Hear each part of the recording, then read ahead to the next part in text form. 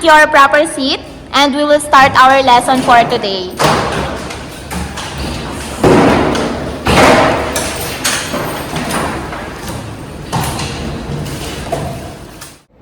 So to start our lesson, allow me to introduce myself. I am Ma'am Emily De Leon and I will be your professor for PE 1100. So, meron ba sa inyong may ideya kung tungkol saan ang subject na ito? Yes, ma'am. Ako alam ko yan.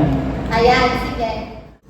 Ang PE 1100, ma'am, ay tungkol sa buhay ni Jose Rizal. Siya ang ating pambansang bayani. Pinaglaban niya ang ating bansa. Pinaglaban ang kaligahan at ang kasarinlan at pinaglaban ng bawat mamamayang Pilipina.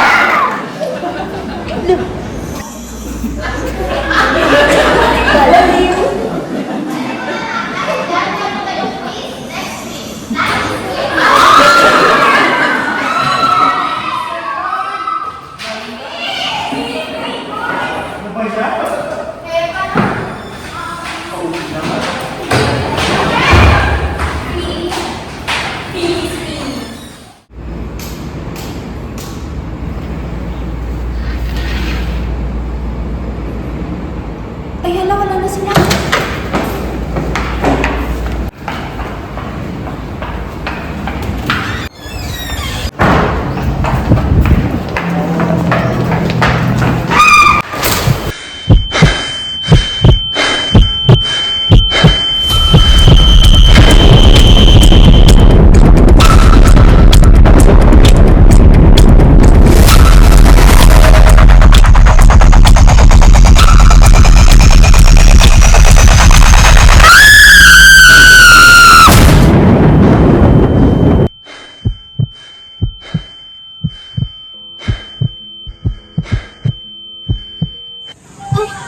Pasensya na po, pasensya na.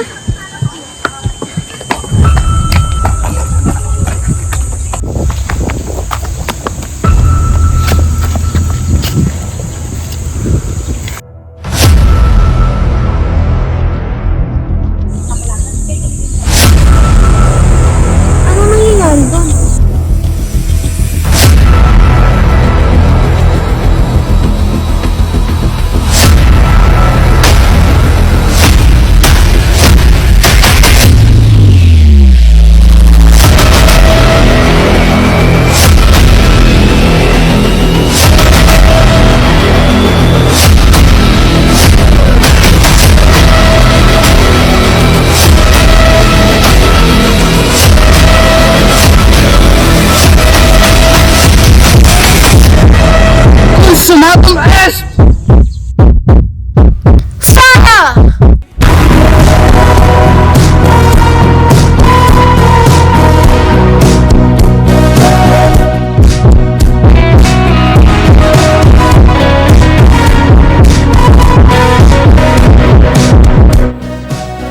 Nang mabuksan ko ang aking mga mata, nakita ko ang isang simpleng tahanan.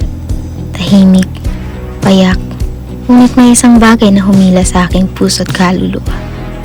At nang sumilip ako sa loob, nakita ko siya. Isang batang puno ng pangarap na walang katapusan. Nakaupo sa kanyang tabi ay ang kanyang inang may pagmamahal na nagtatanim ng binhi ng isang bayan.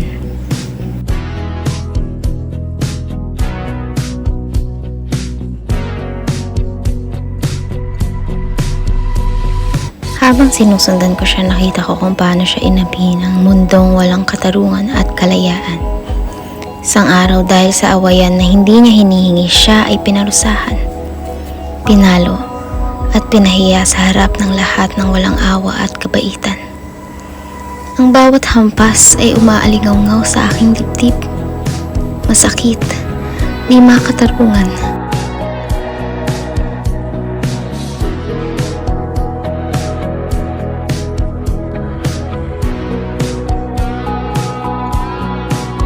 Hindi pa natatapos ang sakit nang dumating ang balitang pumunit sa kanyang puso't kalamnan.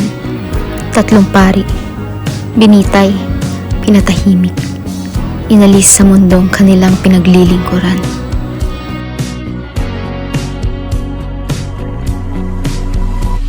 Nang makarating kami sa Manila, akala ko mahahanap niya ang katarungan at kalayaan.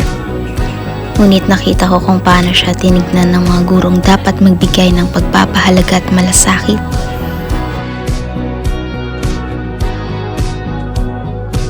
Nasaktan ako para sa kanya. Ngunit siya ay nagpatuloy. Nag-aral ng may buong pagpupunyagi at kahusayan. Siya ay isang liwanag sa gitna ng kadiliman. Isang umaga, may dumating na sulat na nagbabago ng kanyang katahimikan. Ang kanyang ina, ang babaeng nag-alab ng apoy sa kanya, ay inaresto at inakusahan. Sumunod ako at nakita ko ang isang matandang babae na pinipilit na maglakad ng walang habag at katarungan. 50 kilometro. Hindi ito distansya. Ito ay parusa ng mga walang pusong mananakop sa kanya. Bawat hakbang ay parang palo sa aking dibdib. Bawat yapak ay puno ng dignidad at kabayanihan. Hanggang sa sumunod ako sa isang lungsod na malayo sa kanilang inang bayan, kasama ang mga pusong nagmamahal ng walang hinihintay na kapalit o gantimpala. Nakita ko silang nagtatalo. Nagpupunyagi para sa isang bansang libo-libong milya at layo't agwat. Ngunit kahit nasa gitna siya ng lahat, may kalungkutan sa kanyang mukha, sapagkat ang kanyang pangarap ay laging isang hakbang na nauna sa lahat. Mag-isa sa liwanag ng kandilang nagniningas sa gitna ng kadiliman, sinulat ang bawat sakit, luha, bawat sigaw ng isang bayan nagtitiis sa pang-aalipin. Isang gabi halos sinunog niya na ang lahat, ngunit ang kamay ay huminto para sa ating kalayaan.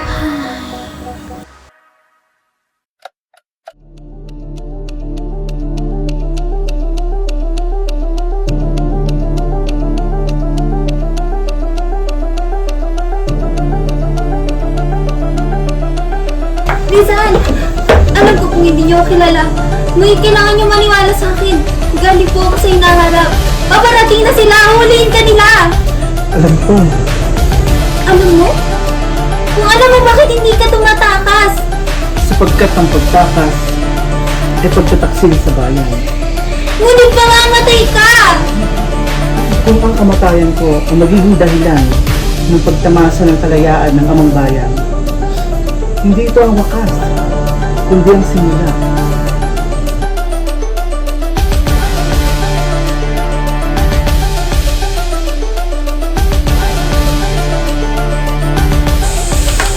Queda usted detenido, Rizal.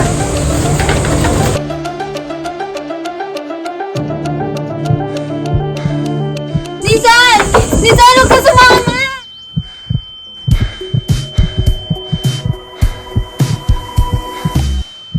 Noon, si Rizal para sa akin ay isang pangalan lamang sa isang aklat na pag-aaralan.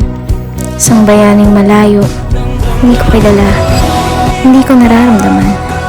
Ngunit nang makita ko ang kanyang buhay, ang kanyang sakit, ang kanyang laban, ang kanyang pagmamahal sa isang bayang paulit-ulit na sumugat sa kanya, pagtanto ko na ang kasaysayan ay hindi lang isang aralin.